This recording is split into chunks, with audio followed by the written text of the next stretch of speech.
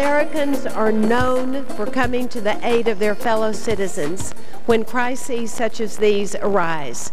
Today and in the coming days, let's work together to provide those affected with the means to restore and rebuild their communities. First Lady Laura Bush speaking earlier tonight here in St. Paul about relief efforts for those affected by Hurricane Gustav. Most of tonight's scheduled events were canceled here, and John McCain and the GOP are taking things at this convention one day at a time. In just a few moments, I'll be joined by the former Speaker of the House, Newt Gingrich. But first up, an update from the Gulf Coast with Louisiana, Lieutenant Governor Mitch Landrieu, who joins us on the phone from Baton Rouge. Lieutenant Governor, thank you for the time. Glad to have you on the program. That's great. Thank you so much for having me. I know you're busy. I don't want to keep you but a few minutes, and I also know you just came out of a press conference. Tell me what you can tonight about how things are in your state. Well, a couple things. First of all, we want to really thank the people of America. I mean, the outpouring of support has just been tremendous from every corner, from east to west. Senator Obama has called a number of different times this morning, Senator McCain, President Bush, the entire country, and the community is really helping us. And on behalf of the people, I want to thank everybody.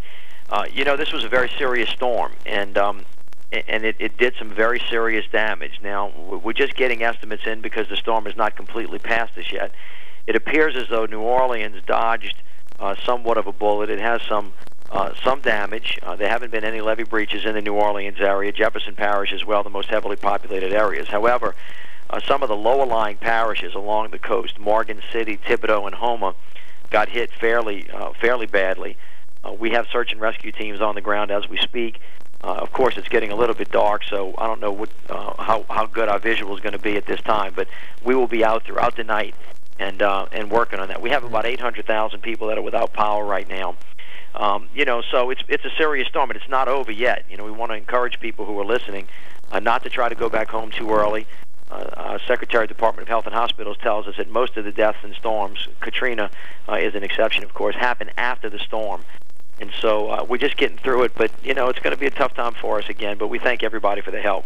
Tell me why we should not believe, Lieutenant Governor, that what happened last time won't happen this time, which is to say that the last time the hurricane passed by, the city of New Orleans didn't get hit hard by Katrina. It was the flooding in the days after. Well, we've been very concerned about that. Ironically, Tavis, today is Monday, and 3 years ago to the day, we're doing the same thing. The storm passed in the morning. We thought we were okay, but by 1 o'clock that afternoon, the levees breached. So obviously, we have been very sensitive to that issue, and we have been watching very, very closely. It does not appear that any of the major federal levees have been overtopped or breached. There is one non-federal levee in Lower Plaquemines Parish, which is south of New Orleans, which is at risk of breaching. If it does, there'll be a distance between that levee and the levee of the river, and there are about 400 homes in that area. So we're watching that very, very carefully. We just don't know that yet. But on the major levees that were the subject of the Katrina devastation, those levees seem to have held. That storm has passed us for the most part, but we will see. But, of course, we're nervous about that. But we don't have any indication that they're going to breach at this point in time. We'll continue to look at them very carefully, and we're ready to react if they do. Let me ask you right quick. I know it's early on in the process. Your sense of how the city and the federal government and the state managed this time versus 3 years ago? Well, you know, this thing comes in stages, and those of us that have been through this are very humble about this. The first is preparation and evacuation. That seems to have gone far better than last time. The coordination and interest of the federal government this time was extraordinarily different from the last time. The partnership between the state, the federal government, and the city, and their preparation was good, and the execution was good. So we feel very good about having evacuated 1.9 million people in a very short period of time. That's the largest evacuation in Louisiana history, and I don't really have anything to compare it to on a national level. Having said that, you know, the evacuation is pregame. We're in the middle of the game right now, and the storm is, as I said, kind of moving through us. Now, we have some other phases of this that are equally important, and the governor has instructed everybody tomorrow to be ready. Search and rescue is number one.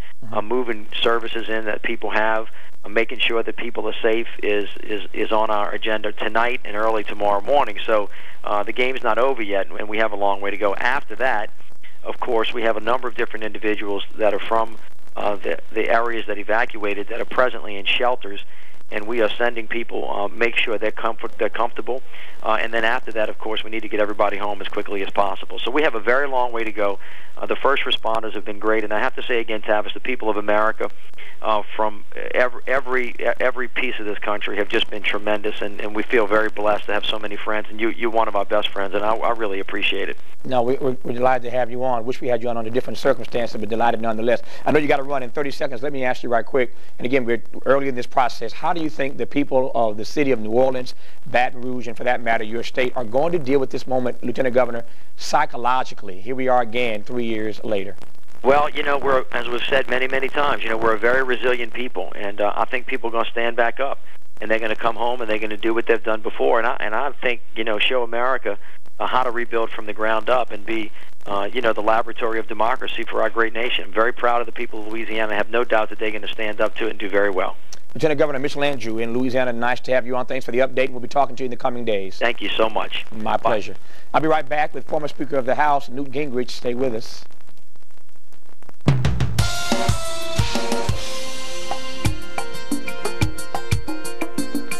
Pleased to be joined tonight here in St. Paul by former House Speaker Newt Gingrich. He is now a frequent commentator, of course, on politics and a best-selling author whose forthcoming book is called Drill Here, Drill Now, Pay Less, a handbook for slashing gas prices and solving our energy needs. How timely is that? you planned it that way, didn't you? That's exactly right. Good to have you on the program, as always. Well, it's great to be back. Let me start. There's so much to cover in the 15 minutes I have here. Let me start with your assessment. And I don't want to be crass about this, but it's part of our reality. How do you think, to this point, Mr. McCain and your party have handled balancing the politics with this Gustav disaster? Well, let me say, first of all, we are talking before we know the full weight of Gustav, and so I'm hopeful that, except for two relatively small levee problems outside New Orleans, there's no fundamental problem. If that's true, I think, let me put it at three levels. First of all, the president comes off much better than he did with Katrina. The governors across the region have really clearly learned a lot, and they have done a great job as a team. And Governor Jindal came off, I think, in the briefing yesterday as a genuine star. And the cooperation across states from Governor Perry and Governor Barber and Governor Christ, and the whole team has been just remarkable. And then third, Senator McCain on Sunday was faced with a big problem. I mean, here you got thousands of delegates coming in. It's the big moment. The Democrats have just had their big moment. And do you really say to all your delegates, no, stand down, forget politics, focus on America? And I think McCain sometime early Sunday looked, and just said, we don't have any choice. If putting country first is our slogan, and if putting country first is how he spent his lifetime, then a potential disaster, because we're lucky. I mean, if Gustav had picked up a little speed, if it had come in a little differently, we could be in a very different situation right now. So I think he did the right thing. I'm hopeful, as you and I are talking right now, that by tomorrow we can be back on schedule and we can go back to having speeches and doing things conventions do. But I think for this moment, at this particular storm, it was exactly right. Let me ask a follow-up two-part question. How important was it for him to distinguish his leadership style around this storm from President Bush 3 years ago? And what might he gain from handling it as well as he has between now and November? Doesn't he now effectively take out of Obama's mouth, the criticism that Obama has made about what happened 3 years ago by being able to say, but I didn't handle it that way? Let me, as you said, being crass, let me talk about the downside. Imagine that McCain had not made this decision. Imagine that Gustav had come in as bad as it could have. Imagine that tonight we were witnessing a disaster in New Orleans on a split screen with a bunch of happy Republicans bouncing around St. Paul. It would be, you'd never recover. Particularly building on Katrina, which was, as you and I have talked on the show before, was a disaster. So I think that he had to do something like this to avoid that. Now, I think it does two things, and they're very different. I think first, and we shouldn't just talk about Republicans because it happens to be an accident that all these governors are Republican. But the fact is, the quality with which Gustav is being handled, I think erases about 2/3 of the Katrina memory and says, hey, they did learn something. We are dramatically better. These guys did a much better job. And I think certainly Governor Perry and Governor Jindal are going to join Governor Barbour, who got A+ marks last time. Two-thirds is a high number, though, Speaker. Yeah. That's a high number, 2/3. Yeah, well, there's still a chunk of it out there. I'm just saying, I think for a lot of people, it puts Katrina in the past and lets them say, you know, it's getting better. They learned something. They're not, you know, they're not stupid. The other is the country had 2 chances in the last 96 hours to see John McCain make a big decision. Vice presidency on Friday, postponing the convention on Sunday. I think both of those were real decisions. They weren't just politics. They weren't just a new speech. And I think on Sunday he did exactly the right thing. And it wasn't a happy thing to do. It wasn't what you'd like to be doing.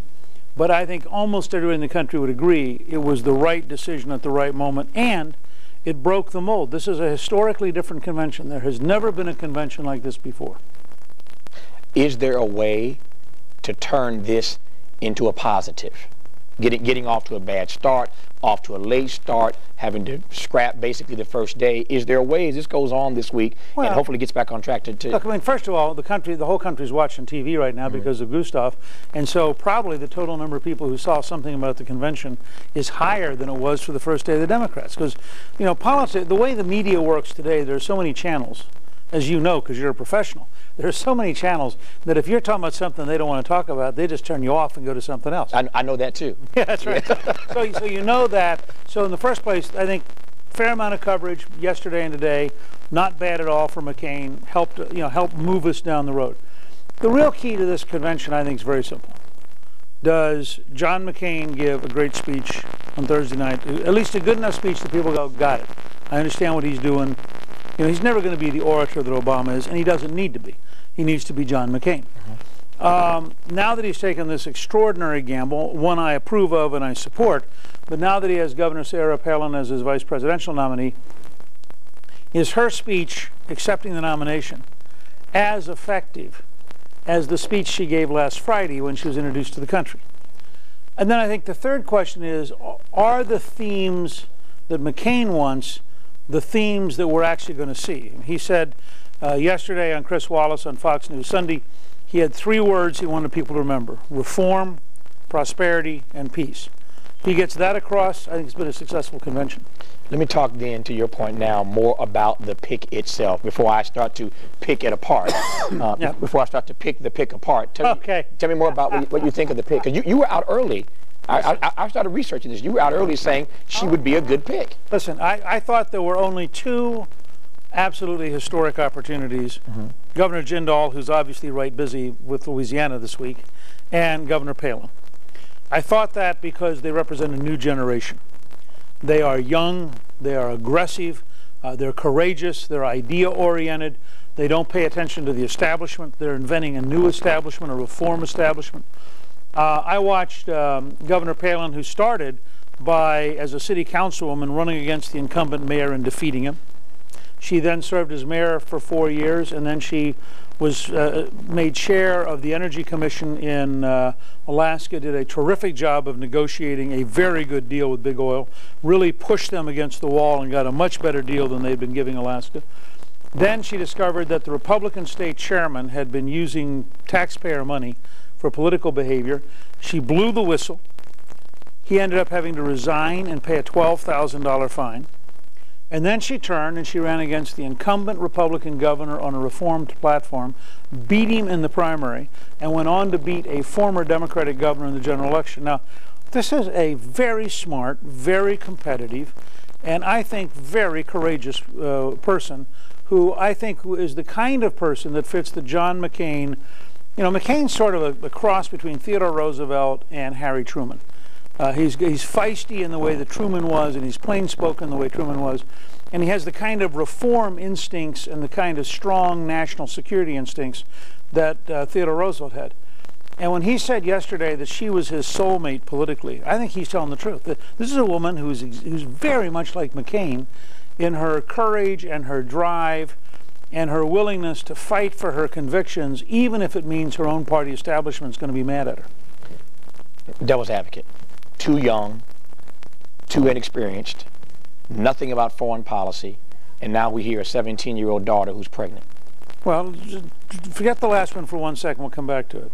too young, too inexperienced, knows nothing about foreign policy. Well, I think for the Democratic presidential nominee, that's a lot. Touche. So Palin is 2 years younger than Obama, has had more service in public office, has had 4 years as a mayor to his 0, 2 years as a governor to his 0, 2 years as the head of the Alaskan National Guard to his 0, knows a heck of a lot more about energy policy than he does at a time when energy policy may be the key to our economy and the key to our national security. So I'd say this will be fun. I mean, I'd actually like to see a Palin-Obama debate. Forget Biden. I mean, Biden is just, you realize that Biden became a senator when she was 9? I mean, that's not, I'm frankly hoping they will coach her not to humiliate him. I think we don't want a lot of sympathy for Joe Biden. And I think she could beat him so bad people would think it wasn't nice. I'm glad you raised that, Speaker, and that's why I love talking to you. I'm glad you raised that because my thought is the exact opposite, that if Biden doesn't back down on his strident ways, that he might come across as being overhanded with her in a debate. Look, he's going to... You know how strident Biden is. I've known Joe for years. We've debated each other for years. It's a lot of fun to debate him. He's a senator. I mean, Obama's not a real senator. Obama's a candidate who happened to be going through the Senate on his way. But Biden's a real senator. He spent 35 years giving stunningly long speeches nobody listened to. Somebody said the other day that if he had been asked to give the Democratic keynote speech, we'd still be in the convention. I mean, I'm just telling you, his whole style, and it's not that he's not smart. He's a very smart guy. Yeah. Very smart man. He knows a great deal. But his style is kind of old-fashioned. I mean, I was very struck on Friday with how direct Governor Palin was. Boom, boom, boom. And I think that's what the debate's going to be like. I think she's going to say, well, I think this, and I think this, and I think this. Now, it is true that Senator Biden has spent more years riding taxpayer-subsidized Amtrak than anybody else in elected history. And so he's used to the taxpayer taking care of him. But I'm not sure that that's necessarily a real qualification to become vice president. These one-liners are flowing like... When is this guy speaking at the convention this week? Let me go back to what's not so funny. And I love talking to you because you and I can always have honest, frank conversation. Sure. If Obama's daughters, they are not, if they were 17, either one of them, they were old enough to have been impregnated by some guy, and his daughters, his black daughters, were impregnated right now, would this spin that she's going to marry the baby's father, she's going to keep the baby, you tackle these issues more than anybody, as much as anybody I know, in black, would that spin work politically? Well, look, I think I have seldom been more impressed with Senator Obama than today. When he spoke out bluntly and he said, this shouldn't be in politics. If anybody in his campaign injects themselves into this, he's going to fire them. And that family and children ought to be a step away from politics. There's no public policy part of this. So let me just start with that. Second, I don't know what your experience is, but I'm old enough now, and I have enough different relationships over the years, and I know enough people. I've got, in my own family, my mother was divorced and remarried. My father was divorced and remarried. I have a half-brother. I have 4 half-sisters. You think back over life and you think about various things. I doubt if 10% of the families in this country are going to sit at a table tonight or tomorrow and render a hostile judgment. Because what they're going to say is, this can happen. And if you are conservative as I am, you admire the young lady for not getting an abortion. You admire she and her boyfriend for deciding to get married. It's going to be harder. That's going to be more difficult. I think their mother and father's statement is exactly right. You admire the parents for saying, we look forward to being a grandparent. Because, having a child ought to be a joyous moment, not a moment that you have to be in pain over. And having a brand new life come in should be a joyous moment. And I think that 90% of the country is going to say this is a part of life, it's not a part of politics, and that the Palins are doing a pretty good job of trying as parents and now potential grandparents to do the right thing, and you'll move on. Now, you're partially right that you could make the argument but about race and all that. But I'm not sure that that's as true as you think it is. I think there'd be. Oh, come on. If I had the time, with all you're my friend, with all due respect, if I had the time, I could roll tape for the rest of this convention of Republican after Republican after Republican lecturing black people about out-of-wedlock births, about making babies before they're married. You know this. Come on now, be honest. Well, it's the Democratic Party platform that was just adopted that said fathers have to recognize that their responsibility doesn't end at conception. Indeed. I'm not arguing that. No, okay, but yeah. okay, so let's start. Let's start with something we agree on, okay, yeah. Which is, and this is not a black problem. We have had over the last 50 years, starting about 1960, a steady increase of tolerance, and it's not just an American problem. Mm-hmm. You go to Northern Europe, you have a huge percent in places like Sweden of people who are now born with no framework of marriage to surround the kids. And over time, that's a real challenge. I mean, there's, I think, pretty good evidence that children tend to grow up better in environments where they have both male and female figures and where there's a sense of real family. That part, now, again, I have great respect for what Obama said today, and I want to pay him a very positive tribute about having said that. I can also tell you that this is, I don't think this will be around for more than 3 days as a political question. But it will be with the Palin family the rest of their lives.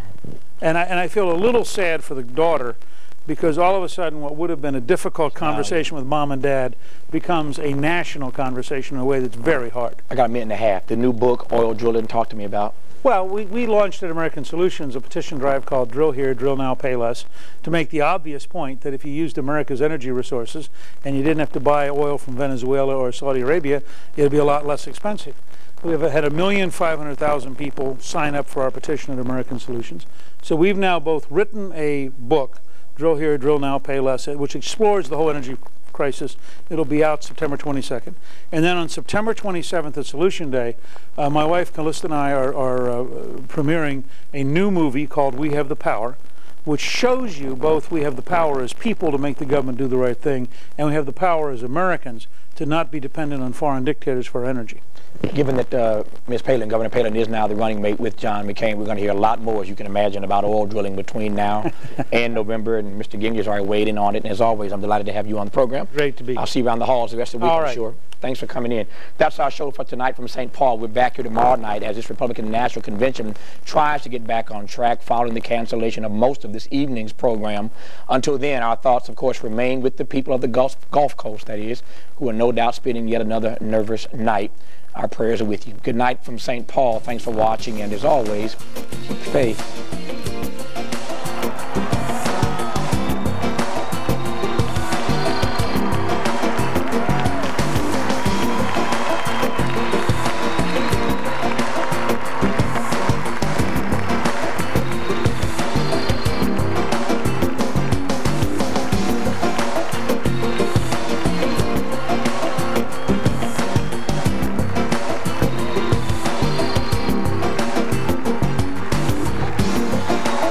For more information on today's show, visit Tavis Smiley at pbs.org. Hi, I'm Tavis Smiley. Join me next time from St. Paul in the RNC Convention, where my guests include former Bush speechwriter David Frum. That's next time. We'll see you then.